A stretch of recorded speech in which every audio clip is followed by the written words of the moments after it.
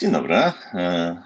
Witamy serdecznie na dzisiejszym webinarze pod tytułem Wpływ transformacji do chmury na procesy biznesowe. Ja nazywam się Zbigniew Kamiński i reprezentuję spółkę OctaWave. Moim i Państwa dzisiejszym gościem jest Dymit Mażar. Dymit Mażar jest CTO w firmie Edipresse. Był odpowiedzialny w czasie, kiedy migrowaliśmy wszystkie usługi Edipresse do chmury, a także na co dzień od strony Edipresse zajmuje się i wspomaga swoje zespoły w utrzymywaniu wszystkich usług. Dymitr, jeśli mógłbyś na początku opowiedzieć, czym zajmuje się właściwie Edipresse? No cóż, Edipresse być może bardziej jest znany z tego, jakie produkty ma, i generalnie Edipresse jest to wydawnictwo oraz to są portale internetowe, które docierają do bardzo dużej liczby użytkowników. Łącznie mamy około 120-140 milionów odstron miesięcznie, i to są głównie portale, które są skierowane do kobiet. Oczywiście mężczyźni też są zapraszani, ale głównym odbiorcą są kobiety. Są bardziej znani z takich portali jak Party.pl, Viva.pl, Visage.pl, być może bardziej znany osobom, które jakkolwiek się zajmują makijażami. Polki.pl, Mama to ja, to jest portal dla kobiet w ciąży bądź takich, co niedawno urodziły i mają małe dzieci. Mamy gotujmy.pl i w ostatnim czasie uruchomiliśmy też urodażycia.pl. Uroda Życia była zawsze kojarzona bardziej z takim grubym, fajnym miesięcznikiem lifestyle'owym. Odpaliliśmy też to jako portal i z całkiem dobrymi wynikami. Więc historycznie Edipresse była zawsze takim wydawnictwem, które wydawało czasopismo, wydawało książki, ale przez ostatnie lata właściwie nastąpiła taka transformacja i teraz Edipresse to jest bardziej wydawca digitalowy, który w głównej mierze skupia się na realizacji portali internetowych, a nie książek. Oczywiście książki i czasopisma w dalszym ciągu są wydawane, ale ogólnoświatowy trend jest taki, że idziemy w kierunku internetu, no i my tu nie jesteśmy wyjątkiem. Przypomniałeś mi teraz, właśnie mówiąc o tych portalach internetowych, rzeczywiście jak wyglądała migracja, bo pamiętam, jak rozmawiałem z kolegami właśnie z zespołu Premium Support o tym, jakie reklamy mamy na Facebooku chociażby po migrowaniu waszych serwisów, i rzeczywiście bardzo dobrze pamiętam całą edukację, jaką w tym czasie miałem podawaną na Facebooku, związaną chociażby z wyborem odpowiednich pieluszek dla noworodków, czy też mogłem uczyć się sztuki makijażu, więc rzeczywiście portale tak jak powiedziałeś, i to było czuć też po migracji właśnie we wszelkiego rodzaju mediach społecznościowych, które potem wykorzystujemy. To prawda. Codziennie Ja też mam używamy. cały czas wybór pieluszek i jakieś kosmetyki. Natomiast tak jak wspomniałeś, jako CTO zajmuję się ogólnie utrzymaniem infrastruktury i również odpowiadam za rozwój aplikacji. No co za tym idzie, ja dość mocno jestem związany z zespołami administracyjnymi oraz z programistami. Może parę słów warto powiedzieć odnośnie naszego stosu technologicznego, no bo to w sumie z jednej strony żadna tajemnica, a z drugiej strony też pozwoli przybliżyć, jak to wygląda. Nasz stos składa się właściwie PHP, JavaScript, bazy PostgreSQL, oczywiście cała otoczka związana z serwerowymi aplikacjami typu, nie wiem, Apache Nginx jako serwery, Varnish, HAProxy, Redisy, Elastiki, Memcache, te wszystkie rzeczy związane, takie typowo lampowe, no wiem, powiedziałbym, ale również rzeczy związane z high availability w zakresie baz, na przykład MaxScale czy pgpool. W ostatnim czasie zaczęliśmy wchodzić coraz głębiej w Kubernetesa, co za tym idzie, staramy się iść zgodnie z trendami, które obowiązują na rynku. do tego za chwilkę dojdziemy. Mhm. Ja widzę, że już też osób nam przybywa, więc chciałbym jeszcze jedną kwestię organizacyjną poruszyć. Z Dymitrem będziemy oczywiście opowiadać o tym wpływie transformacji. Natomiast jeżeli tylko mielibyście jakieś pytania, które chcielibyście zadać, przede wszystkim oczywiście do naszego gościa, do Dymitra, to możecie to zrobić za pośrednictwem oczywiście czata, który widzicie w okienku aplikacji do webinaru. Tam są dwie opcje. Jest opcja właśnie albo czat, albo ewentualnie możemy zaznaczyć znak zapytania i wtedy skierować taką listę na panel Q&A. Chociaż jesteśmy we dwóch z Dymitrem, więc wydaje mi się, że będziemy w miarę na bieżąco mogli odpowiadać i wyłapywać te pytania, które do nas napiszecie. Dymit, dzięki za przybliżenie trochę tego, czym zajmuje się Lipresse, więc nie sposób nie zapytać Cię o to, jakie problemy ogólnie, z jakimi problemami borykaliście się w środowisku przed migracją, przed tym, zanim się poznaliśmy tak naprawdę. No właśnie. Znaczy, trzeba też powiedzieć od razu tak na wstępie, że generalnie naszym celem wcale nie była migracja do chmury, wbrew pozorom, bo to, co chcieliśmy rozwiązać, to problemy, z którymi borykaliśmy się, jak tak powiedziałeś, na co dzień i wcale nie przesądzaliśmy o tym, jakie rozwiązanie wybierzemy. Jeżeli chodzi o problemy, no to tak. Z jednej strony był to olbrzymi dług technologiczny, to znaczy serwery wieloletnie, które już dawno nie mają gwarancji, dawno nie działają wydajnie, bardzo nieoptymalnie zbudowana infrastruktura, często przestarzałe wersje oprogramowania. No generalnie wszystko, co się wiąże z długim, szeroko pojętym długiem technologicznym. Mieliśmy wszystko, co tylko można mieć. I wadliwy sprzęt, i źle działającą sieć, i źle zbudowaną tą sieć, i przestarzałe oprogramowanie, i architektura, która powiedzmy nie pozwalała nam na realizację naszych zachcianek oraz bardzo często powodowała problemy. Kolejnym elementem, który mieliśmy takim, bym powiedział, niefajnym, było to, że rozwiązanie, które, znaczy różne portale znajdowało się w różnych miejscach, to znaczy część rzeczy znajdowała się w serwerowni, znaczy w szafach wynajętych przez nas i to były nasze serwery, część rozwiązań znajdowała się w chmurze AWS, część była w jakichś pomniejszych chmurach, takich dziwnych, czasami nawet nie wiadomo było dlaczego był taki, a nie inny wybór dokonany. To wynikało również z tego, że część oprogramowania była kupowana, bądź po prostu w czasie akwizycji brało się to, co było, już później brakowało czasu, albo brakowało zasobów, albo brakowało kompetencji do tego, żeby to wszystko połączyć w jedną całość. No właśnie, bo wspomniałeś o Mhm. akwizycji, czyli rozumiem, że właśnie w dużej mierze przyjmowaliście to dobro po prostu serwisów, które przejmowaliście. Tak, Więc no i z dobrodziejstwem inwentarza przychodziły nam stare serwery, nieoptymalna architektura, chmury, których byśmy pewnie nie wybrali nigdy. I oczywiście była duża chęć do robienia nowych rzeczy, stąd był AWS. Też nie było wiadomo, jak do końca z tego skorzystać, więc to było dość mocno nieoptymalne.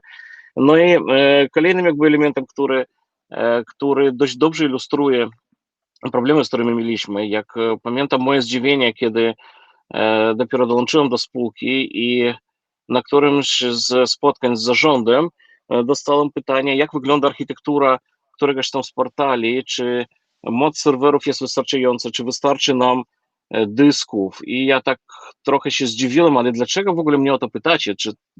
Czy to naprawdę jest poziom zarządu, żeby się o tym dowiadywać? No i zostałem zapewniony, że owszem, tak, jak najbardziej, a wynikało to w głównej mierze z tego, że faktycznie brak pojemności infrastruktury, duża zawodność tej infrastruktury była dużym problemem, który dochodził do poziomu zarządu, co oznaczało, że zarząd zamiast zajmowania się tematami strategicznymi czy zarządzaniem operacyjnym w zakresie sprzedaży, był zmuszony niejako zajmować się tematami, które generalnie nie powinny go w ogóle interesować, tak jak, nie wiem, sprzątanie trochę, może sprowadzając do tego, czy podlewania kwiatków.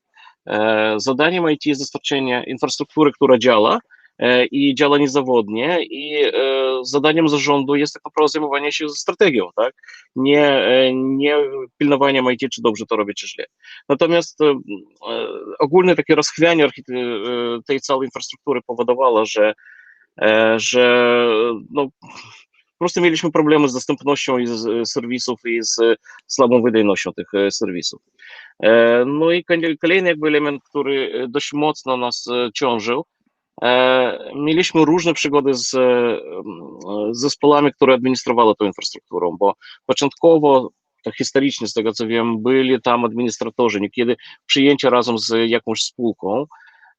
Następnie zdecydowano się na wyoutsourcowanie tego zadania i to też nie do końca dobrze działało. Wynikało to z kilku powodów. Po pierwsze, e, było trudno określić, jaki jest poziom odpowiedzialności administratorów, za co oni tak naprawdę odpowiadają, bo w jednym miejscu odpowiadali całkowicie za sprzęt, ale nie za internet i nie za prąd. W innym miejscu odpowiadali do poziomu systemu operacyjnego. W jeszcze innym miejscu, na przykład w AWS-ie, to potrafili restartować EC2, czyli te maszyny wirtualne, ale już nie do końca wiedzieli, jak przykonfigurować CloudFronta.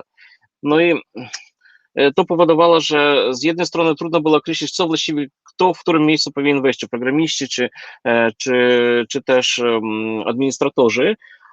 Natomiast kolejnym problemem stało się to, że w pewnym momencie z tamtej firmy zaczęły odchodzić osoby o dużych kompetencjach i przyjmowane były osoby o mniejszych kompetencjach, bo nie było na rynku pewnie tych dobrych, co powodowało, że instalacje nowych środowisk trwały naprawdę w nieskończoność i potrafiło, nie wiem, kilka tygodni zajmować postawienie jednej dość prostej instalacji składającej się z kilku serwerów. Więc to wszystko powodowało, że właściwie programiści po pierwsze byli zmuszeni do tego, żeby to jakoś tam przy tym pomagać i poprawiać niekiedy błędy, które potrafili popełniać administratorzy, a z drugiej strony zamiast skupić się na rozwoju aplikacji, to oni się zajmowali głównie utrzymaniem systemów. No i wszystko to powodowało, że my mieliśmy słabą dostępność, bardzo słabą, niską jakość wsparcia, i też dość wysokie koszty przez to, że właśnie było nieoptymalnie rozłożone na różne chmury czy na lokalnym środowisku to było robione. I w momencie, gdy zaczęliśmy się zastanawiać, co właściwie z tym robić, to wychodziło, że koszty takiego wyprostowania tej infrastruktury potencjalnie mogłyby się okazać bardzo wysokie. No i pewnie tutaj warto przejść do tego w ogóle, z czym się borykaliśmy. No właśnie, tak, dokładnie. Znaczy, Dymi, generalnie Mhm. to, co opowiedziałeś do tej pory, ja jestem w stanie sobie wyobrazić, że to są problemy nie tylko w Edipresse. Ja myślę, że wiele firm dzisiaj boryka Tak. się z bardzo podobnymi problemami. Myślę, że zarząd Edipresse nie jest jedynym zarządem, który martwi się o to, czy poziom wolnego miejsca na dyskach, na macierzach jest wystarczający, dlatego że w środowiskach przede wszystkim on-premisowych należy się martwić takimi rzeczami. Akurat może nie na poziomie zarządu, natomiast jest to rzeczywiście, jest to taka nasza codzienność, wydaje mi się, ciągle. Więc podejrzewam, że to nie jest odosobniony przypadek i myślę, że też osoby, które dzisiaj nas słuchają, z takimi problemami się mierzą. Określiłeś główne problemy i to, z czym się borykaliście, więc jeżeli mógłbyś właśnie troszkę przybliżyć nam, jak wyglądał u Was właśnie proces wyboru nowego dostawcy i jeżeli mógłbyś też troszkę podpowiedzieć, bo myślę, że właśnie tutaj Twoje doświadczenie jest po prostu nieocenione, to na co należy zwrócić uwagę właśnie przy takim wyborze? Co z Twojej perspektywy jest po prostu ważne? No okej, no znaczy, jak wspominałem wcześniej, jeżeli powiemy, że chcemy się migrować do chmury, to od razu mogę powiedzieć, że jest to źle dobrany cel. To znaczy, samo w sobie migracja do chmury nie jest, znaczy migracja do chmury nie może być celem samą w sobie. Ona robi się po coś i daje pewne przewagi. My definiując powiedzmy problemy, które chcemy rozwiązać, to de facto nie definiowaliśmy razem z nimi rozwiązania, tak? To znaczy, z jednej strony chcieliśmy zwiększyć niezawodność i pojemność naszej infrastruktury, to znaczy móc mieć możliwość rozwoju. Chcieliśmy również poprawić jakość obsługi administratorskiej, bo nam zależało właśnie na tym, żeby administracja systemami przestała być problemem. Naszym też jednym z celów było wyeliminowanie długu technologicznego albo znaczące zmniejszenie, czyli aktualizacja oprogramowania, zwiększenie, nie wiem, zwiększenie wersji, poprawienie architektury, tak żeby ona była bardziej nowoczesna i tak dalej. No i również oczywiście nas interesowały koszty całkowite. I tutaj warto podkreślić, że patrząc na ten projekt, który przeprowadziliśmy, nie patrzyliśmy na koszty tylko i wyłącznie oprogramowania, czy tylko i wyłącznie infrastruktury, czy tylko i wyłącznie administracji, tylko patrzyliśmy jako całość. To znaczy próbowaliśmy zobaczyć, ile nas będzie w całości kosztowało jedno, drugie tam, czy trzecie podejście, które sobie obraliśmy. No i obraliśmy sobie kilka podejść. Po pierwsze, stwierdziliśmy, że spróbujemy zrobić, znaczy policzyć, czy zasymulować, czy ocenić, jakby wyglądało rozwiązanie, przy którym zainwestujemy w sprzęt, kupimy ten sprzęt, bądź go wynajmiemy i zrobimy sobie własną, nie wiem, we własnej szafie własną infrastrukturę, którą będzie ktoś zarządzał. Czyli szukaliśmy z jednej strony dostawcy, który byłby w stanie taki oprogramowanie, czy taki sprzęt dostarczyć i również szukaliśmy zespołu, który byłby w stanie nas wesprzeć we wdrożeniu oraz późniejszym wsparciu 24/7. I to jest ważny bardzo element, że w odróżnieniu od firm takich typowo produkcyjno-biurowych dla nas jest bardzo ważne, żeby być 24/7, więc to determinowało również wysokie koszty administracji. Drugi element, na który patrzyliśmy, znaczy nie podejście, na które patrzyliśmy, to było stworzenie chmury prywatnej, czyli szukaliśmy dostawcy, który po prostu dostarczy taką chmurę prywatną. Tutaj rozważaliśmy jakieś rozwiązania typu, nie wiem, Hyperconvergence, chyba Nutanix był rozpatrywany, nie wiem, co właściwie się dalej z tym stało. Fajnie wyglądało to rozwiązanie notabene, tak technologicznie. No i oczywiście że próbowaliśmy ocenić, jak będzie wyglądała sytuacja, kiedy weźmiemy chmurę publiczną oraz wsparcie dostawcy, który to, no nie wiem, dla nas to zrobi.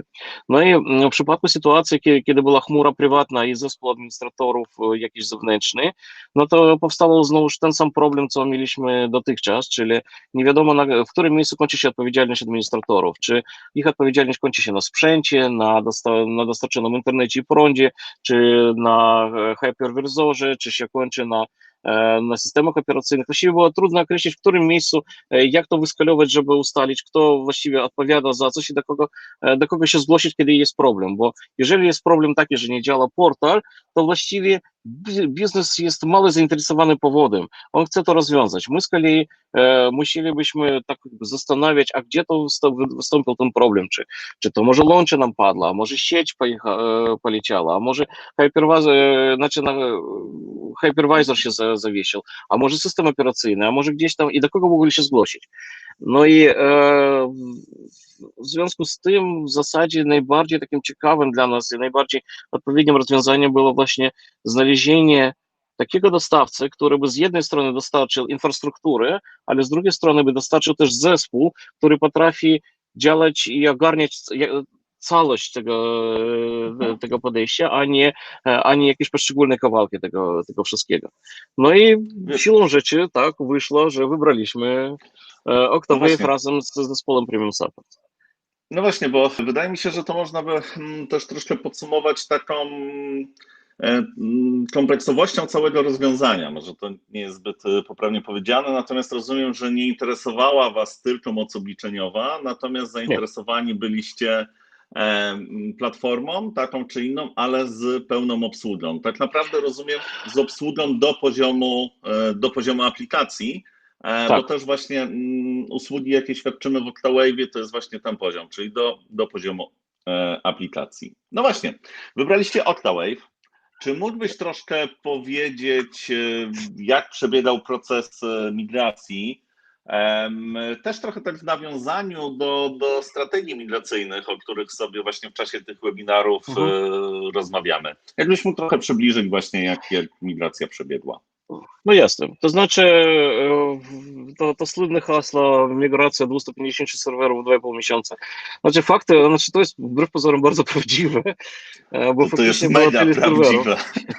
Tak, no bo faktycznie było tyle serwerów, jak się policzy wszystkie wirtualne maszyny, które były w systemie oraz sprzęt fizyczny, który też był całkiem niemały i wirtualki, które musieliśmy odpalić w AWS-ie, a 2,5 miesiąca bierze się z bardzo prostej przyczyny. Otóż e, nasz biznes, znaczy jak każdy biznes, uwielbia stawiać ambitne wyzwanie. W związku z tym, żebyśmy czuli, znaczy to trochę było świadome działanie, żebyśmy wszyscy odczuwali nie to, że presję, ale przynajmniej, żeby taką odczuwali ten zbliżający się deadline, po prostu została wypowiedziana umowa w serwerowni, co oznaczało, że 30 września 2018 roku mieliśmy się wycofać, po prostu wywieźć wszystkie serwery. Ja nie mam niestety tutaj zdjęcia, ale kiedyś nawet robiłem zdjęcia, jak wywoziliśmy to faktycznie na wózkach te serwery. To chyba Natomiast było w niedzielę w ogóle, o ile w pamiętam, niedzielę, prawda? tak, w niedzielę w Jakoś nocy tak. Mhm. czyściliśmy i wywoziłem to wszystko, ładowałem do samochodu, sam razem z kolegą 800 kilo serwerów wywieźliśmy. Natomiast tak, na kilogramy można też serwery liczyć. Natomiast głównym powodem było to, że faktycznie została wypowiedziana umowa, bo chcieliśmy iść do przodu, ale gdzieś po drodze nam coś stanęło i 3 miesiące wypowiedzenie, no niestety się skróciło do 2,5 miesiąca na wdrożenie, bo coś tam brakowało jakichś podpisów i to po prostu fizycznie nie było w stanie się zacząć, bo przygotowywaliśmy się mentalnie, ale czekaliśmy z startem na te 2 tygodnie dodatkowe. No i siłą rzeczy to wyszło nam, że 2,5 miesiąca i faktycznie musieliśmy to przemigrować. Mm, Więc i to się udało, to też trzeba powiedzieć wyraźnie, udało się, tak, w 2,5 miesiąca no, faktycznie to wszystko przenieść i było to niełatwe. Natomiast jeżeli chodzi o strategię, no to obraliśmy kilka takich ważnych, podjęliśmy decyzji. Po pierwsze, e, jakoś tak od czasów studiów jeszcze jestem wielkim zwolennikiem metodologii RUP, czyli Rational Unified Process, gdzie jedno z podstawowych założeń jest takie, że trzeba atakować najtrudniejsze problemy w pierwszej kolejności, bo to powoduje, że jeżeli faktycznie problem jest nierozwiązywalny, to mamy więcej czasu, znaczy dużo wcześniej padniemy i mamy więcej czasu na to, żeby jakieś, nie wiem, korekcje wprowadzić planów, czy wydłużyć chociażby tą umowę, czas trwania tej umowy i tak dalej. No i właśnie taką decyzję zrobiliśmy i tak właśnie zaczęliśmy migrację. Bodajże od Visage'u był najbardziej, już teraz nie jest tak, ale był wtedy najbardziej takim obcym ciałem, najtrudniej migrowalnym. I faktycznie spędziliśmy ponad miesiąc na przygotowaniach się do migracji tej infrastruktury, bo trzeba było przygotować maszyny wirtualne, trzeba było przygotować znaczy obrazy tych maszyn, trzeba było znaleźć optymalną ścieżkę do migracji baz danych, które były naprawdę duże i dalej są jeszcze większe. I niespodziewanie jednym z większych wyzwań, które mieliśmy, to była migracja naprawdę setek milionów obrazków małych, gdzie standardowe takie metody na migrowanie tych plików no, nie dawały rady, bo po prostu overhead czy narzut na otwarcie tego połączenia i synchronizowanie był bardzo wysoki. Bez względu na to, że stosowaliśmy AirSynca, to musieliśmy wynaleźć jakieś własne rozwiązanie, które robiło to w kilku wątkach na bardzo wydajnych serwerach. I to był duże wyzwanie. I oczywiście za tym szło to, że powinniśmy byli znaleźć też rozwiązanie, no, znaczy optymalne rozwiązanie na system plików, bo początkowo próbowaliśmy NFS-a, ostatecznie skończyło się e, Boże, na czym to się skończyło? To się Pewnie skończyło na Gluster. Glusterze. Na Glusterze się skończyło, tak. Też ma swoje oczywiście plusy. Ma swoje wady i zalety, oczywiście. Tak, jak to Jak mają każde rozwiązanie, tak. Walensa, plusy dodatnie ujemne, ale prawda jest taka, że w dalszym ciągu to jest, znaczy w ogóle migracja plików jest dużym wyzwaniem i problemem, więc prawda jest, znaczy ponad miesiąc przygotowywaliśmy się do migracji i w końcu to zostało przeprowadzone, a dalej już było prościej, bo mieliśmy już przećwiczone kwestie obrazów, kwestie migracji plików, kwestie migracji konfiguracji, w ogóle całej konfiguracji, jak to wygląda i dalej już szło, w zasadzie migrowanie szło tak, że co drugi dzień w zasadzie, a właściwie co drugą noc, bo w swojej poprzedniej prezentacji wspominałeś, że taki jeden z takich minusów pracy wśród administratorów jest to, że wiele rzeczy się dzieje po nocach. I to Ale prawda w wiesz, naszym przypadku. to ma swoje plusy, bo wiesz, ja pamiętam bardzo dobrze tę migrację i pamiętam właśnie, tak sobie siedzieliśmy, była słynna 4:45 rano, czyli 15 minut przed tym, jak zaczynaliśmy na przykład o piątej przypinkę i pamiętam też, jak pisaliśmy, ej dobra, to słuchaj, trzeba wyjść teraz z psami, bo potem to już pewnie parę godzin nie będzie okazji, więc to, Tak, to tak. są drogocenne doświadczenia, naprawdę. No i właśnie tutaj pada pytanie, bo ja właśnie, znaczy widzę na czacie pytanie, ja zaraz do Tak. nich się odniosę, bo też bo do tego właśnie podchodzę, że jedna z ważniejszych rzeczy, które mam wrażenie przesądziły o tym, że to się udało, to było to, że była bardzo ścisła współpraca programistów z mojego zespołu i zespołu, nie wiem, kto się nazywał Cloud Masters, czy on wtedy się nie nazywał już Cloud Masters? Nazywał się Premium Support, to jeszcze No, takie Premium lata Support. W gdzieś. każdym razie Tak. naprawdę byliśmy bardzo, bardzo zżyci, jeżeli chodzi o współpracę. Bardzo była ścisła współpraca tutaj nam bardzo wtedy pomogło narzędzie, akurat nie mieliśmy Slacka, tylko Mattermosta. No, jakoś historycznie się złożyło. Może chciałbym mieć Slacka, ale jakoś tak historycznie był Mattermost. I Wciąż faktycznie była namawiam, przecież do dzisiaj. do Slacka. No, też są Teams wszędzie. I'm very sorry. W każdym razie oczywiście było bardzo, bardzo dużo rozmów na czacie i zachęcam w ogóle do tej formy komunikacji. Znaczy, teraz jest Digital Transformation COVID-driven, więc właściwie to każdy już wie, jak z tego korzystać, ale w czasach 2 lata temu to była taka pewna nowość. Więc ile osób tak naprawdę pracowało? No to wtedy ja mam cały zespół mój programistyczny pracował, przy czym to trzeba powiedzieć, tak się zastanawiam, ile ja tam miałem wtedy osób na tym. Z 12 osób na pewno pracowało z mojej strony. I kompetencje były takie, że to byli programiści po prostu tacy, no full stack programiści o poziomie senior level, tak bym powiedział. Bo u mnie głównie są programiści senior level. I powiem szczerze, że jednym z powodów, dla których to się powiodło, to była bardzo taka proaktywna postawa i programistów, i zespołu administratorskiego, bo tak naprawdę to naprawdę traktowali jako jeden taki projekt wspólny i nie musiałem w ogóle e, wchodzić i przekonywać ludzi do tego, żeby to zrobić, bo jednak wszyscy się zapalili i zaczęli robić, a ty z Buchu wtedy byłeś na urlopie, z tego co pamiętam, więc to Na pokazuje też. urlopie byłem na początku, tak, jak najbardziej. E, Pamiętam SMS-a, którego dostałem właśnie siedząc gdzieś tam nad basenem, że oto i Edipresse podjęło decyzję i trzeba brać się do roboty, a ja sobie patrzyłem, jak tutaj pięknie dookoła. Ale w końcu z tego urlopu wróciłem i wtedy już rzeczywiście pracowaliśmy.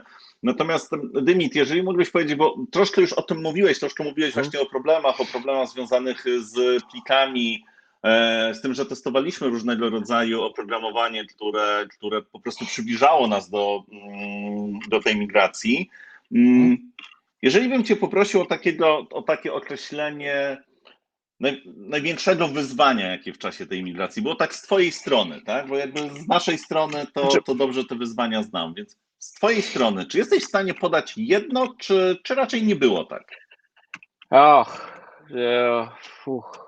Znaczy to Nie było jest strasznym łatwo. wyzwaniem fizycznym, takim fizycznym wyzwaniem to było bardzo trudne, bo to było Ale fizycznie Dymit, trzeba było po prostu się do tego ale ja Cię trochę przygotować, ale znam. Ty technicznie nie lubisz spać, nie lubisz chodzić na urlopy, więc jakie e, fizyczne? tak, Nie, pracochol oczywiście. oczywiście jest trudno uliczalny. Nie, ale mówiąc zupełnie poważnie, to faktycznie w początkowej fazie, znaczy jak w każdym projekcie, wszyscy jakoś zapominają o tym, że dzień stracony na początku projektu równa się dniu straconemu na końcu projektu, tylko że na początku projektu my jakoś dużo chętnie tracimy ten czas, a na końcu projektu niestety już to się ziści tym, że trzeba po prostu siedzieć 24/7. W tym przypadku może nie było tak tragicznie, ale nadal jak patrzeć na przebieg całości, początkowo dość luźno było, znaczy dość luźne było podejście, nie było takiej, no powiem brzydko, spiny, nie było takiej sytuacji, że wszyscy po prostu od samego początku ruszyli i zaczęli robić jak należy, natomiast mniej więcej w połowie tego projektu zauważyli, że jednak nam zaczyna brakować czasu. Więc ten Czasu i deadline był ludzi, bardzo, tak. tak, Bo się wszyscy, obudzili. Wydaje mi się, Natomiast wyzwaniem... jeżeli mogę tylko dodać, bo to jest właśnie a propos też tego pytania, bo też właśnie teraz mi się przypomniało, że w momencie, w którym wykonywaliśmy już tą migrację, ja pamiętam z mojej strony, jak mówiliśmy, że zespół projektowy po naszej stronie to jest na przykład, nie wiem, 3 administratorów, którzy przygotowują dla Was środowisko i wszystko ustawiają, to pamiętam, że właśnie tak po pierwszym miesiącu, mniej więcej po wizażu, czy po półtora, no tak, migracji, to chyba już było z 8 osób, tak? Więc jakby takie właśnie zwinne podejście do prowadzenia projektu i zasypywanie, wydaje mi się, możliwość zasypywania tych braków właśnie osób, które wykonują taką migrację, myślę, że było też dość charakterystyczne w naszym projekcie. Ten projekt przez całe te 2,5 miesiąca i każde kolejne lata, bo jakby ten projekt przecież trwa, to jeżeli chodzi o samą migrację, to wydaje mi się, że też dość kluczowe było to, że mogliśmy i mieliśmy ku temu takie możliwości, że po prostu osób mogło być więcej i więcej Tak, też tak. i szybciej wtedy robota szła. I to, co powiedziałeś właśnie, to był też taki wynik tego pierwszego miesiąca robienia właśnie strony serwisu Wizaż, gdzie po prostu zaczęliśmy dorzucać do pieca, że tak powiem, i wtedy ten projekt nabrał jeszcze większego tempa. Tak, to prawda. No, poza tym trzeba pamiętać, że my dodatkowo pewne rzeczy odkładaliśmy mimo wszystko na później, no bo strojenie high availability, bo generalnie high availability jest bardzo takim no, procesem, znaczy kapryśna rzecz, tak, którą trzeba bardzo dobrze skonfigurować, żeby to działało. I w trakcie pracy wykryliśmy, że no nie dajemy sobie rady sensownie skonfigurować high availability, czyli nie wiem, zrobienie jakiegoś, nie wiem, klastra baz, tak żeby przy tym aplikacja się nie sypała. I nagle odkryliśmy, że architektura naszych aplikacji jest taka, że w niektórych momentach wręcz uniemożliwia nam wprowadzenie sensownego sposobu na podział na kilka serwerów, załóżmy bazodonowych rozwiązaniach, chociażby z tego względu, że ktoś kiedyś wymyślił sobie pewną koncepcję, że będzie otwierał długie transakcje i jak coś tam się nie powiedzie, to zrobił rollbacka. No i powodowało w rezultacie CMS zbudowany w taki sposób, oczywiście absolutnie nie był w stanie sensownie się rozkładać na kilka serwerów, zwłaszcza w środowisku webowym, to po prostu podejście nie działa. No ale jak jesteśmy w trakcie migracji i mamy taki soft, jaki mamy, no to się szybko okazało, że no, musimy z pewnych założeń początkowo zrezygnować i dochodzić do nich przez kolejne miesiące już pomigracyjnie. Co jeszcze ważne, takiego z wyzwań, z takich, znaczy ja nie bałem się architektury, bo architekturę dość dobrze ustaliliśmy, mam wrażenie, na początku i do tej pory ta architektura w pi razy drzwi w niezmienionym składzie u nas funkcjonuje. Na pewno pewnym wyzwaniem było to, że zaczęliśmy mieliśmy ambicje wprowadzenia większej automatyzacji przy wdrożeniach, bo nie ma co ukrywać, przed migracją niekiedy stosowało się, no może nie Zip Hub, ale zamiast GitHuba, znaczy akurat nie stosujemy GitHuba w tej chwili jeszcze, ale tylko raczej GitLaba, natomiast mieliśmy pewną ambicję, żeby wszystkie wdrożenia od razu przy okazji tej migracji zrobić przez jakiś system, akurat został wybrany Jenkins, no i dopasowanie tego też wymagało czasu i nie było takie zupełnie proste i wymagało oczywiście ze strony i programistów, i administratorów takiego podejścia bardzo kreatywnego niekiedy, bo aplikacje no nie zawsze się udawało tak do końca zrobić. Dobrze, ale finalnie to wyszło tak, że jak już skończyliśmy tą migrację, to faktycznie wszystkie wdrożenia leciały i dalej lecą przez Jenkins i to faktycznie zdało egzamin, to było dobre. Więc co dalej? Okej, to może pomogę, bo wydaje mi się, że tak, że w sumie opowiedziałeś to, z czym się borykaliśmy tak na co dzień, gdy prowadziliśmy ten projekt. A wiesz co, zastanawia mnie jeszcze kwestia właśnie pracowników. Wspomniałeś już dzisiaj o tym, że właściwie wszyscy widzieli cel i nie miałeś problemów, ale powiedz mi, czy rzeczywiście to było takie proste, w sensie wszyscy powiedziałeś, dobra, to idziemy do Cloudwave'u, idziemy do chmury i wszyscy powiedzieli, o tak, dobra, to lecimy. Czy jednak pracownicy może mieli jakieś swoje obawy, może mógłbyś coś opowiedzieć, jak pracowników przekonywać na przykład do takich migracji? Znaczy, obawy na pewno były. To znaczy, prawda też jest taka, że samo podjęcie decyzji o migracji to nie było tak, że po prostu przychodzę pewnego razu do zespołu i mówię, słuchajcie, jutro zaczynamy wielki proces migracji do chmury i tutaj dostawcą jest Aktura, to wy i idziemy, nie? Absolutnie tak nie było, bo po pierwsze, wielokrotnie, zanim nastąpiła w ogóle zanim w ogóle ten projekt się rozpoczął, myśmy dość dużo omawiali wewnętrznie, co powinniśmy zrobić, żeby wyjść z tego impasu, w którym jesteśmy. I tam też padały pomysły, żeby przejść do chmury, żeby przejść do administratorów, zespołów administratorskich. No i mm, wiele osób było za tym, żeby zatrudnić na miejscu administratorów, bo uważali, że jednak osoba zatrudniona na miejscu, które jest na co dzień współpracuje z programistami, no jest dużo lepiej zna środowisko i w rezultacie potrafi dużo lepiej potrafi dostosować się do wymagań i przygotować rozwiązanie. I część zespołu właśnie była za tym, żeby zatrudnić ludzi, znaczy zatrudnić administratorów, natomiast mi się to nie spinało biznesowo, to znaczy problem był taki, że zatrudnienie zespołu, który działa 24/7, no to jest minimum 5 osób, żeby oni działali faktycznie. No, No tak mniej więcej, bo urlopy, myślę, że nawet choroby, 8 to jest, albo nawet 8, wtedy trochę jesteś lepiej wiesz niż spokojny. ja, ale minimum to jest 5. I niestety jak się policzy, to ile to kosztuje, to nie wychodziło to zupełnie, znaczy po prostu budżet się nie spinał, tak? Więc ja patrząc na to od strony może trochę bardziej zarządczej, wiedziałem, że to się nie uda. Z kolei tą obawę musiałem jakoś rozwiać poprzez e, kontaktowanie się właśnie z administratorami z zespołu migracyjnego i staraliśmy się dbać o to, żeby to nie było tylko i wyłącznie takie, może w czasach COVID-u to brzmi jeszcze absurdalnie teraz, ale wtedy dwa zespoły były od siebie oddzielone, no mimo, że w Warszawie, ale mimo wszystko się nie znali, więc poświęciliśmy kilka spotkań właściwie, bo takie po prostu braliśmy zespół cały przyjeżdżał do Edipresy i mieli okazję się poznać, napić się kawy, porozmawiać o problemach, porozmawiać o tym, jaka architektura jest lepsza lub gorsza. Jeżeli chodzi o architekta z waszej strony, no to przecież Piotr dość często bywał u nas już tak nie w ramach całego zespołu i rozmawiał bezpośrednio z administratorami i taki kontakt bezpośrednio powodował, że ludzie nabierali jednak mimo wszystko chęci do tego, żeby współpracować, więc w momencie, gdy wybraliśmy już Octave'a, to już nie mieliśmy obaw, że administratorzy nie dadzą rady, tak? Widzieliśmy, że zespół da radę. Widzieliśmy też, że mieliśmy już wtedy pierwsze drzwi określoną architektury i widzieliśmy, że architektura też da radę.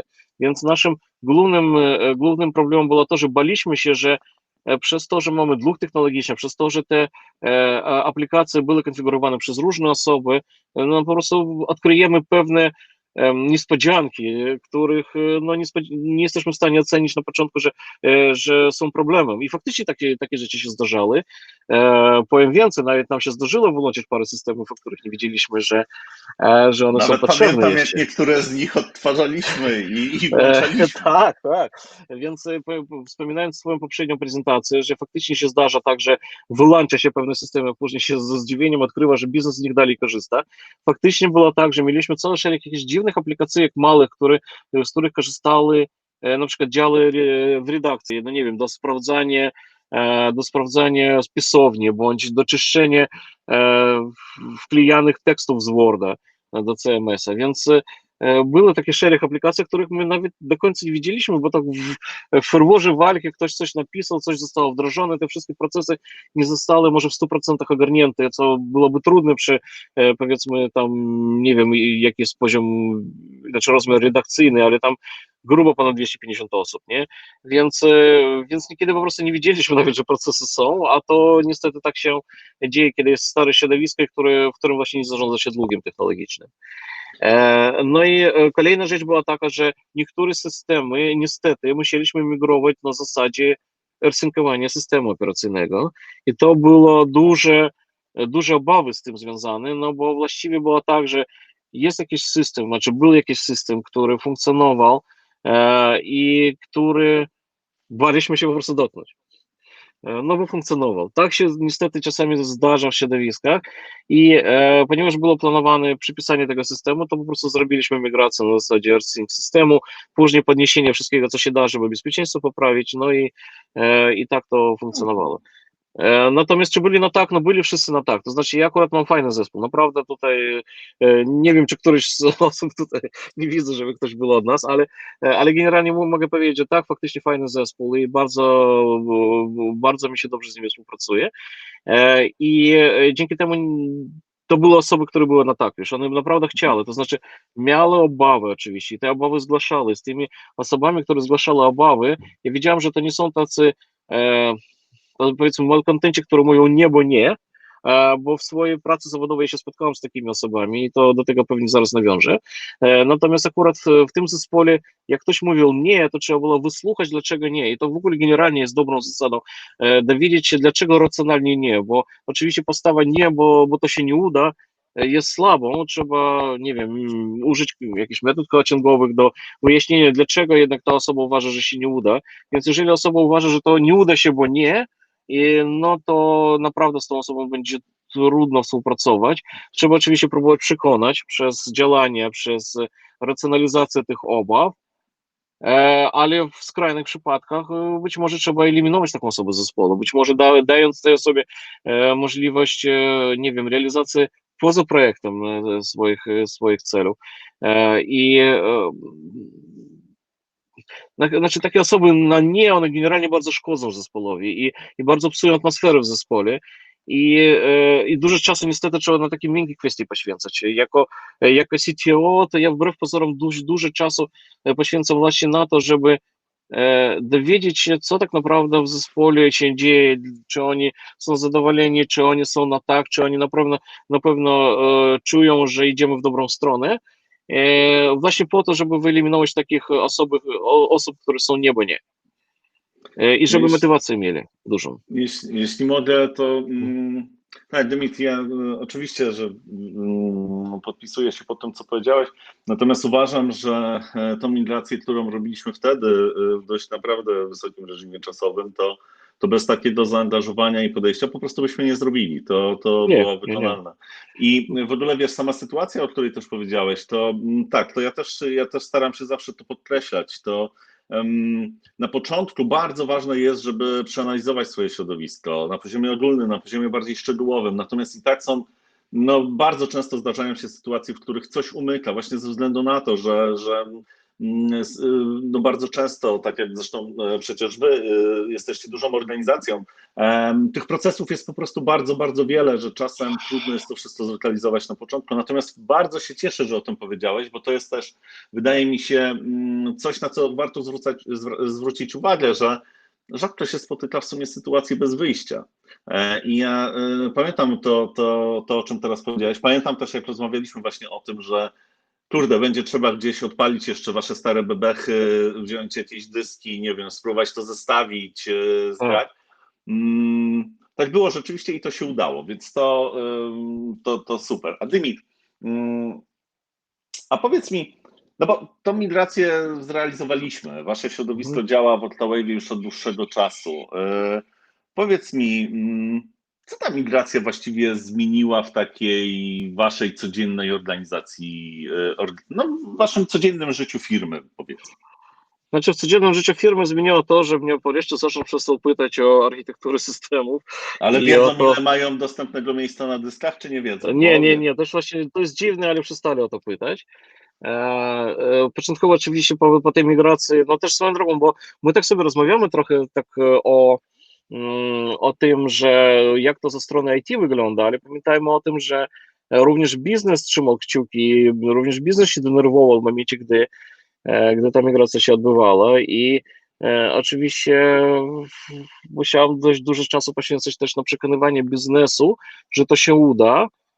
Natomiast to się po pierwszych takich udanych, przeprowadzeniu tych udanych migracjach kolejnych serwisów, oni nabrali jednak pewności, że to się udaje, bo też pamiętajmy, że biznes musiał poświęcić pewien ten czas programistów, który normalnie jest przeznaczony na rozwój aplikacji, na migrację mimo wszystko, tak? Natomiast nabrali pewności i co się zmieniło? No zarząd mnie przestał pytać o takie rzeczy jak czy starczy mi miejsca na dysku.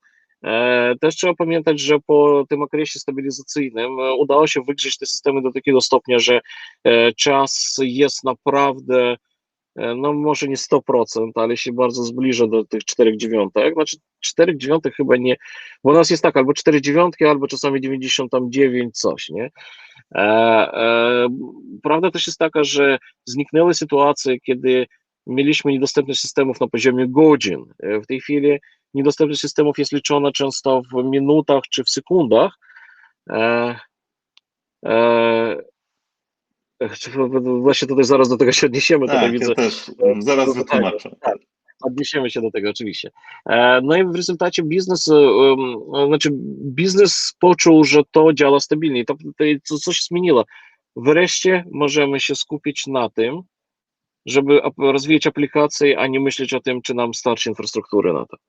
I jeżeli my potrzebujemy postawić kolejny serwis, czy potrzebujemy postawić kolejne jakieś usługi, to my nie mówimy o tym na zasadzie problemu, tylko raczej na zasadzie etykietu, który musimy dobrze opisać i wrzucić do systemu, żeby to zadziałało się, ewentualnie odbyć jakąś tam jedną, dwie rozmowy, ale takich już bardziej uszczegółowiających. Więc kolejna rzecz, która nastąpiła, zmniejszyliśmy dług technologiczny, co spowodowało, że wreszcie zaczęliśmy korzystać z normalnych narzędzi, nie kombinować raz Git, raz SVN, raz przerzucenie FTP-em, ktoś z programistów grzebie po systemie, ktoś ma problem, bo nie wiem, ma niewłaściwą wersję PHP i tak dalej. To również pod kątem bezpieczeństwa poprawiło dość mocno nam w ogóle jakby wprowadzenie tego całościowego rozwiązania spowodowało, że też od strony bezpieczeństwa jest zdecydowanie lepsza sytuacja. No i teraz my się skupiamy generalnie na naszym core biznesie, czyli na rozwoju aplikacji, a nie na utrzymaniu infrastruktury. No i oczywiście też administracja z naszego punktu widzenia, my się nie zajmujemy takimi rzeczami, nie zastanawiamy się, czy administratorzy coś tam, nie wiem, administrator znów jest, jeden się zwolnił, drugi tam, nie wiem, nie kuma o co chodzi. My właściwie widzimy to bardziej jako usługę i wiemy, że administratorzy znają infrastrukturę i nie musimy tym się zamartwiać. Oczywiście, co się zmieniło teraz? Zmienił się układ kosztów, nazwijmy to tak. Ja w ogóle nie mam takiej pozycji w tej chwili jak CAPEX. To jest właśnie takie zabawne i bardzo różni się od moich wcześniejszych doświadczeń. To znaczy w tej chwili wszystkie koszty są w OPEX-ie, czyli są typowo administracyjnymi kosztami bieżącymi, nie ma nic na zasadzie capital expenditure.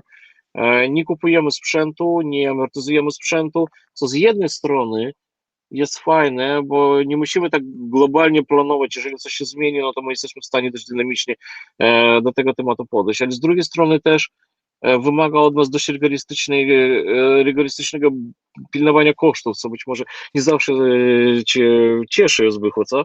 Ale z drugiej strony my dość rygorystycznie staramy się pilnować kosztów, żeby właśnie utrzymywać infrastrukturę, czy utrzymywać koszty infrastruktury w ogóle związane z funkcjonowaniem naszych portali w pewnych ryzach, które sobie założyliśmy. Tak. Dymit, a jeżeli mogę właśnie, bo to, co teraz powiedziałeś, to często w takich moich rozmowach z klientami się przewija, czyli chmura jest stawiana właśnie, jest stawiany taki argument, chmura nie pozwala na kontrolę kosztów. Jak ja mam tutaj trzymać w garści jeden, drugi, trzeci, piąty zespół, tak, żeby rzeczywiście nie wychodzić poza jakieś progi, które powstają. Tobie się to udaje, tak? Powiedziałeś to trochę z przymrużeniem oka, no bo co miesiąc pewne tematy poruszamy, jakby nie było. Natomiast to się udaje, tak? Możesz to potwierdzić, że trzymasz po prostu koszty chmury w ryzach. Trzymam koszty chmury w ryzach. W ogóle to jest jedno z dużych wyzwań, które się pojawiają w momencie, gdy się migruje z takiej infrastruktury zwykłej do infrastruktury, tak sobie patrzę sobie gdzieś w notatkach, to zaznaczyłem, bo to jest ważny element, który trzeba powiedzieć, że w ogóle sytuacja jest taka,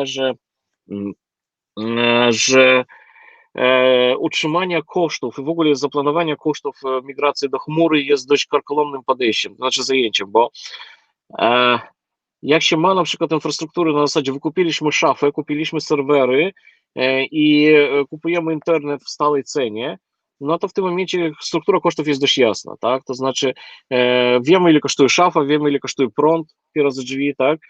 Wiemy, ile kosztuje nas serwer, bo on akurat jest amortyzowany, ewentualnie tam planujemy jakąś rozbudowę i tak dalej. No i internet nas kosztuje powiedzmy x pieniędzy. Symetryczne łącze najczęściej, jak już jest to portal internetowy. Natomiast w momencie, gdy zaczynamy podchodzić do chmury, nagle pojawiają się takie pytania. A ile macie requestów na sekundę? No i to się, kurczę, no nie wiem, nie liczyliśmy tego nigdy, ale albo ile jest transmitowanych danych? No, Tak. Ile kurczę, no query nigdy do tego nie bazy, robiliśmy, tak, prawda? oczywiście. I w tym momencie początkowe takie wrażenie, że człowiek czuje się zagubiony, to znaczy chmura inaczej liczy zupełnie zużycie i chmura wymaga, że to trzeba dobrze zasymulować, i nawet jak się zasymuluje, to tak się ma obawy, że to się nie uda. Tutaj naprawdę warto zainwestować w jakieś POC, czyli Proof of Concept, takie rozwiązania, które by spróbowało pokazać, że faktycznie koszty, no nie wiem, w konkretnym miejscu są takie, a nie inne. I oczywiście teraz już jak po tych 2 latach, ja wrócę do tego pytania swoją drogą, Tak, właśnie że nam się musimy. skończyło, ja cały czas go trzymam przy e, sobie. Natomiast prawda jest taka, że teraz już po 2 latach to ja pierwsze drzwi jestem w stanie określić, znaczy nawet nie pierwsze drzwi, a dość dokładnie jestem w stanie określić, ile mnie będzie kosztowała taka, a nie inna infrastruktura, bo teraz zaczynam już patrzeć na, znaczy, że pewien składowy, powiedzmy, kosztów są pomijalne, nazwijmy tak, albo nie mają zbyt dużego wpływu na koszt całości i można tam pewne założenia poczynić. Inne na przykład z kolei mogą wywindować, nie wiem, koszty w górę mocno. Szybkie dyski przeważnie windują w górę, RAM przeważnie podnosi koszty i tak dalej, ale na przykład storage jest, i właśnie to jest bardzo zabawna rzecz, na którą warto zwrócić uwagę. Jeden z trudniejszych elementów, bo ja w ogóle zajmuję się zarządzaniem IT już Też nie no na podawaj ile poziomie lat, naprawdę. dyrektorskim Nie, nie. 18 lat już, tak? I to przeraża oczywiście z jednej strony, że tak strasznie dużo czasu tym się zajmuję, ale z drugiej strony w czasie tym nazbierałem dość dużo doświadczeń i prawda jest taka, że według według moich doświadczeń, z którymi ja się zetknąłem, najprościej jest kupić serwer, a najtrudniej storage.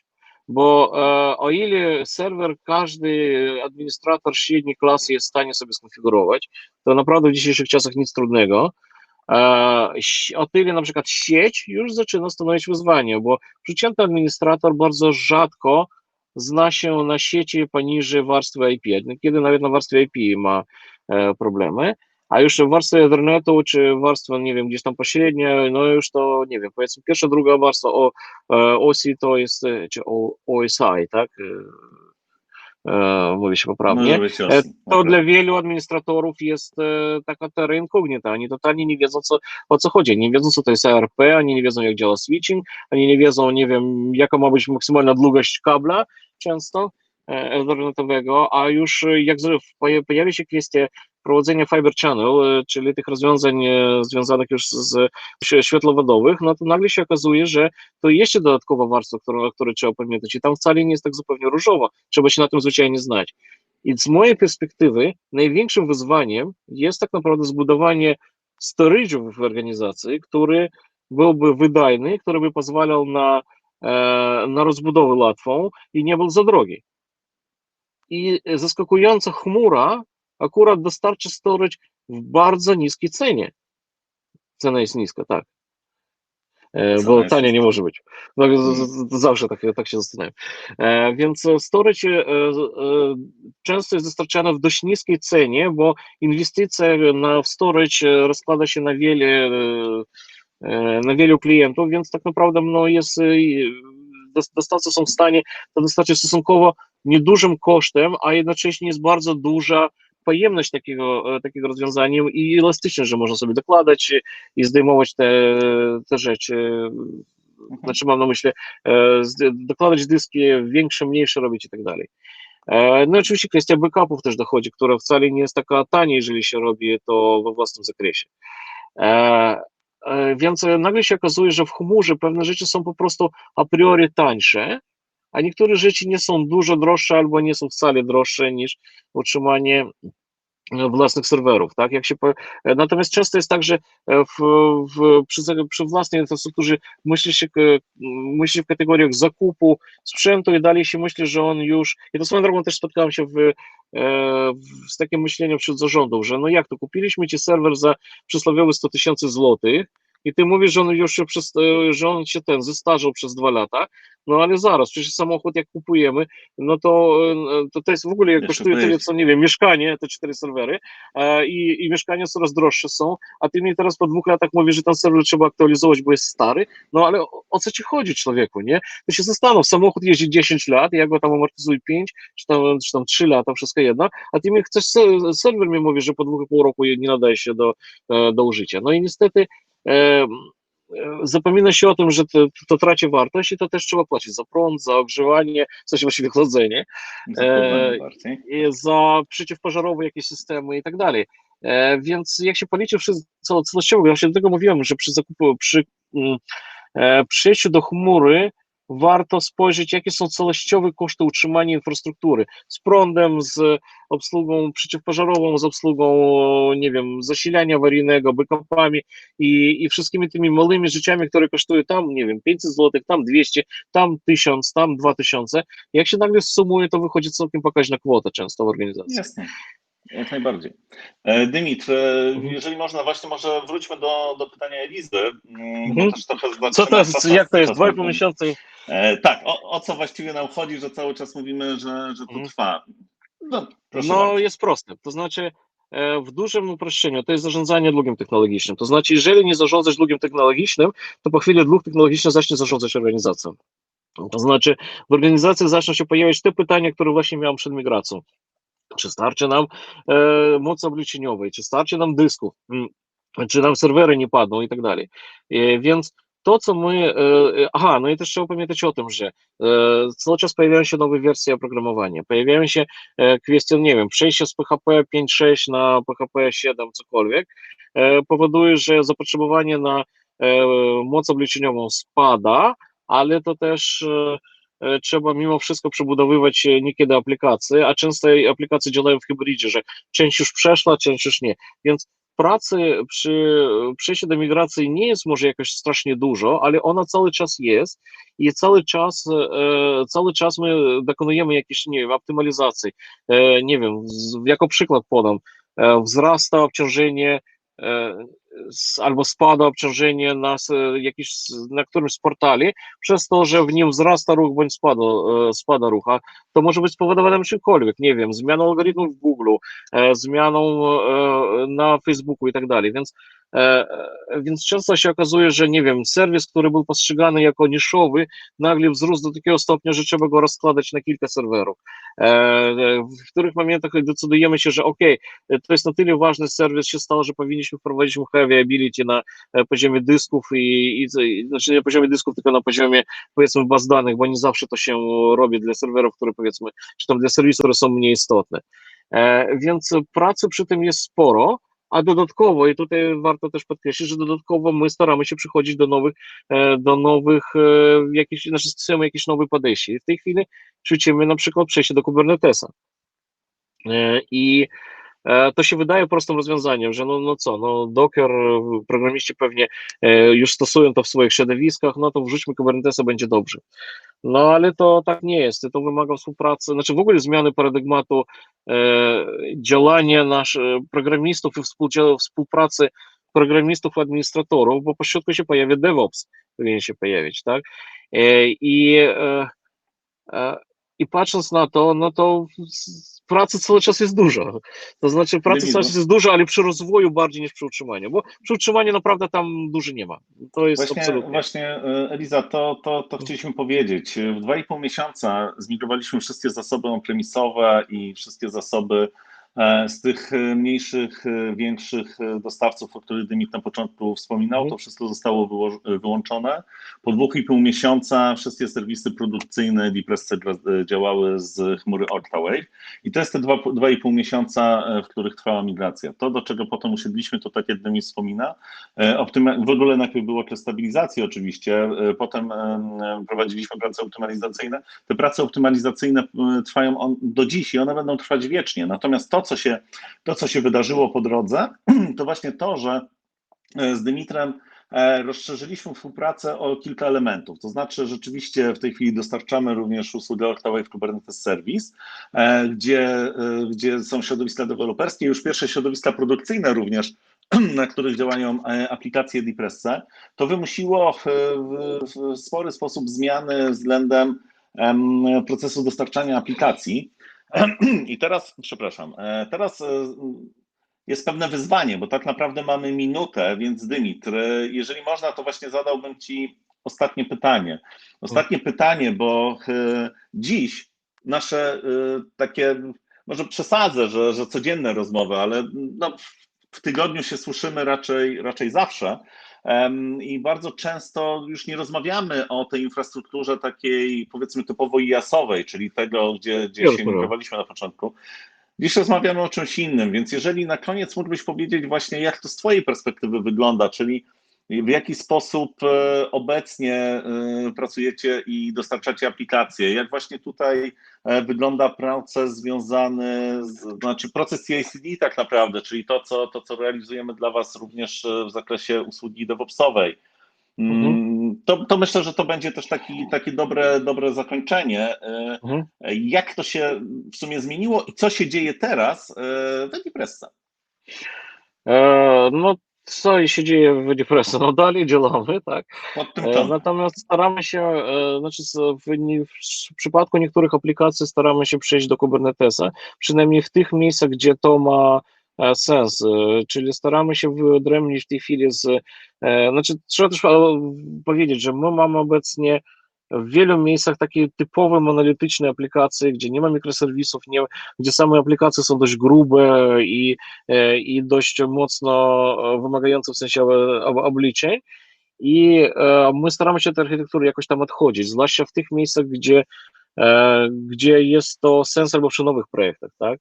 No i właśnie w momencie, gdy stwierdziliśmy, że tak, pójdziemy w kierunku Kubernetesa, bo to nam daje przewagę w sensie takim, że dużo elastycznie pozwala nam sterować na przykład obciążeniem maszyn i generalnie takie większą elastyczność nam daje, to jednocześnie to oznacza, że my w ogóle zmieniliśmy podejście do tego, jak ta aplikacja jest dostarczana teraz na produkcję, bo w tej chwili znaczy programiści mogą wejść na produkcję, nie mogą tam za bardzo zmienić, ale wejść mogą.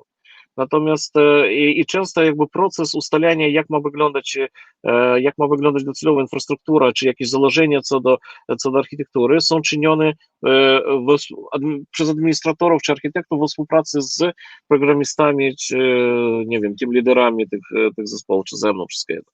Natomiast w przypadku Kubernetesa przyjęliśmy założenie takie, że odpowiedzialność programisty, jeżeli chodzi o aplikację, kończy się na poziomie dostarczania przysłowiowego Jenkins file'a, tak, który określa pi za drzwi, jaka jest architektura aplikacji i jakie jest zapotrzebowanie na, nie wiem, na RAM, na dysk i tak dalej. Natomiast dalej proces wdrożenia ustawia DevOps, a administrator dba o to, żeby to wszystko funkcjonowało niezawodnie. Programista w ogóle nie zastanawia się, jak to funkcjonuje od strony infrastruktury i to jest ta chyba największa zmiana, która przy Kubernetesie u nas się pojawia, że ona na nas wymusza jeszcze większe trzymanie się procesu takiego wdrożeniowego i też pozwala programistom się skupiać na tym, na czym oni się powinni skupiać, czyli na programowaniu, a DevOps jest osobą, która zadba o to, żeby to, co programiści napiszą, to żeby to było odpowiednio wytestowane, wrzucone na odpowiednie środowisko i żeby to działało. A administratorzy oczywiście zadbają o to, żeby to utrzymać, o monitoring, o wszystkie te rzeczy związane z, z bieżącym takim utrzymaniem aplikacji. Więc my teraz nie mamy zbyt wiele tematów związanych z bieżącym utrzymaniem, a chcemy to sprowadzić do zera, bym powiedział w ten sposób. Więc taka jest zmiana. E, Myślę, że to jednak bardzo charakterystyczna zmiana. mhm. Szczególnie, że tak jak mówię, też nasze takie właśnie rozmowy są już na zupełnie innym poziomie. To jest trudny E, proces. To jest trudny to jest proces, trudne, oczywiście, dlatego ale warto go robić. Warto go robić zwłaszcza przy większych aplikacjach. Dimi, to może jeszcze trochę naciągnę czas, natomiast mam jeszcze jakby w podsumowaniu już całej dzisiejszej naszej rozmowy, mm, taka złota rada Dymitra, powiedz. Złota rada Dymitra. Dymit słynie ze złotych rad, to wszyscy, którzy Dymitra nie znają, to pozwolę sobie tutaj na kawałek prywaty. No bo Dymitr, zawalałeś noce, siedzieliśmy, obciążone mieliśmy zespoły, to trwało oczywiście, gonił nas czas. Potem no bywają oczywiście różne problemy, wiesz, trzeba z tym walczyć. Więc powiedz mi, opłacało się? Jest dobrze? Tak, znaczy ja uważam, że akurat nie należy się bać chmury. To znaczy w ogóle taka złota rada, i że kurczę, teraz zrobiłem ze mnie jakoś człowieka od No, złotych rad. wyzwanie. Wyzwanie, muszę sprostać temu. Więc pierwsza rzecz, którą trzeba, nad którą, znaczy pierwsza rzecz, nie bać się. Nie bać się wprowadzenia, wejście do chmury, bo chmura jako taka funkcjonuje i to dobrze. Zresztą czasy teraz covidowe pokazały, że to funkcjonuje dobrze i to faktycznie da się zrobić nawet w bardzo dziwnych organizacjach. Z drugiej strony, ja zauważyłem, że teraz ludzie nie to, że boją się czy nie boją, nie bardzo mają wyjście, muszą iść do chmury często. Natomiast to, nad czym należy się dobrze zastanowić, to należy się dobrze zastanowić nad tym, dlaczego chcemy iść do chmury i jakie cele sobie stawiamy przy przejściu do chmury, bo warto sobie postawić ambitne cele i również zastanowić się nad tym, jaką argumentację, znaczy jakie argumenty przygotujemy dla biznesu i zarządów. To znaczy, trzeba wyraźnie wytłumaczyć, dlaczego robimy takie, a nie inne działanie, dlaczego znaczy jakie nam korzyści przyniesie chmura i jakie również zagrożenie nam wprowadzi ta chmura, tak? I trzeba dobrze policzyć koszty. Bo wiecie, na koniec dnia biznes interesuje dwie rzeczy, żeby działało i żeby to wszystko się mieściło w tym założonym budżecie, a jak tam po drodze co się stało i czy to było super, nie wiem, super działanie z rakietą do Marsa, czy to było po prostu zrobione metodą dużej ilości mało wykwalifikowanej kadry, to generalnie zarząd mało interesuje często. I dlatego tak naprawdę policzenie kosztów, argumenty, dlaczego my chcemy w ogóle w tym kierunku iść, i każdy będzie miał pewnie własny. No i słuchajcie, po prostu iść do przodu, bo pamiętajcie, że faktycznie chmura powoduje, że wiele rzeczy, na których generalnie nie powinniście się skupiać, wam po prostu odpadną, bo jak coś nie jest core biznesem, to należy z tego po prostu rezygnować z obsługi, bo a ludzie, którzy cały czas próbują, nie wiem, zarządzać infrastrukturą, czy firmy, które próbują zarządzać infrastrukturą, mają po prostu mniej czasu i zasobów na to, żeby się skupiać na tym, na czym się znają najlepiej, czyli na robieniu biznesu. I taka Jasne. moja złota rada, nie wiem, czy to ona taka niejednoznaczna wyszła Niejednoznaczna, ale myślę, i że niejednosłowna. wszyscy wiemy o co chodzi. Pojawiło się jeszcze pytanie od Piotra Dymitr. Czy przypadkiem nie jest tak, że to biznes wymusza przejście do chmury? Mm, Ja Znaczy, mogę, no właśnie, jeżeli możesz, to z swojej strony, ja powiem jeszcze z takiej naszej codzienności. biznes, jak mówiłem, biznes wymaga, znaczy oczywiście może się zdarzyć taki biznes, który jest podniecony, nie wiem, nowymi technologiami, czy tam, nie wiem, prezes, który uwielbia, żeby wszystko u niego było super i zrobione i na jakimś, nie wiem, żeby się pochwalić później przy jakimś biznes lunchu z kimś tam, to oczywiście wtedy może powiedzieć, że przejdźmy do chmury, ale według mnie przejście do chmury nie powinno być celem samym w sobie. To znaczy przejście do chmury powinno być po coś. I jeżeli się nagle okaże z jakiegoś powodu, że przyjście do chmury nie ma sensu, to robić to na siłę no nie ma sensu to, tak? Natomiast jeżeli znaczy dla wielu firm przejście do chmury rozwiązuje problemy z infrastrukturą, z dostępnością, nie wiem z czym jeszcze tam może rozwiązać problem, no z kosztami być może, rozwiązuje problem taki, że odciąża administratorów od zadań, które nie powinni realizować, i Znaczy odwrotnie, chyba dają więcej czasu na zadania, które powinni realizować, a ciążę od administracji. Więc natomiast samo przejście do chmury bez wyraźnego powodu, no nie wiem, czy to ma sens. Nie wiem, czy biznes, znaczy jak biznes mówi, że chce przejść do chmury, to trzeba zapytać, a dlaczego? Bo wtedy Tak, i ja wyjdą te właśnie, prawdziwe powody. jeżeli mogę, to chciałbym powiedzieć, że często, akurat to nie jest może zagadnienie depresji, natomiast często, gdy rozmawiamy z klientami w Octawave'ie, czy klientami, którzy do Octawave'u chcą się zmigrować, to patrząc na biznes, rozmawiamy bardzo często, że on w pewien sposób wymusza, ale głównie dlatego, że właśnie boryka się z pewnymi problemami. Tak jak Dymi wspomniał, najważniejsze jest te problemy zdiagnozować, ustawić KPI i wtedy właśnie szukać rozwiązania. Chmura bardzo często jest rozwiązaniem większości tych wyzwań, które się pojawiają. Natomiast biznes bardzo, bardzo mocno wpływa na taki wybór, na przykład w momencie, gdy potrzebuje korzystać z nowych technologii, z nowych rozwiązań, albo ma Tak. nowe pomysły, gdzie technologicznie chmura jest w stanie za tym nadążyć. Ciężko jest to budować po prostu w takim środowisku typowo on-premisowym. Dobrze, przyciągnęliśmy chwilkę. Mam nadzieję, że nie będzie to niosło konsekwencji żadnych w dzisiejszym dniu osób, które nas tutaj odwiedziły.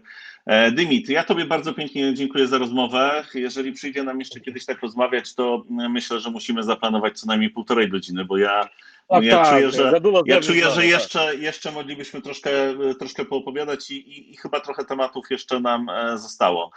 Dziękujemy Państwu. Do zobaczenia. Dzięki za dobre słowa, też widzę.